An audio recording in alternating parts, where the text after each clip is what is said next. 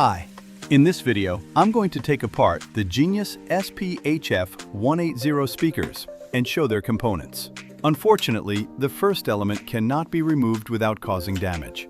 But with the right method, the damage is practically negligible. The front wooden panels are held in place with glue.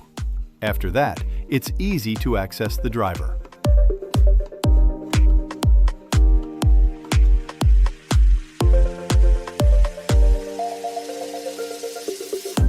I desoldered the built-in wire, which is of very low quality. No problem though.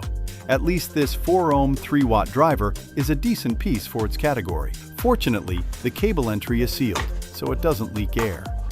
However, in this case, it's sealed with glue, which is harder to remove.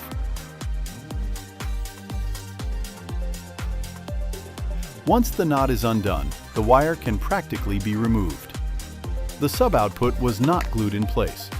By the way, it's of rather poor quality.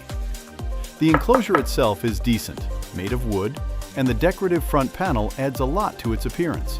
It even has anti-slip feet. As you can see, I managed to disassemble the second one with minimal damage as well. By the way, these front panels can be reattached using a glue gun.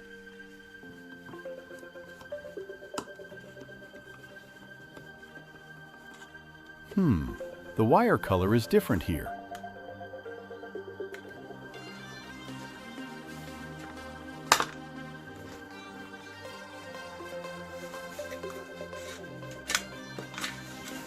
After that, I also took apart this mini amplifier. Here you can see all the electronics.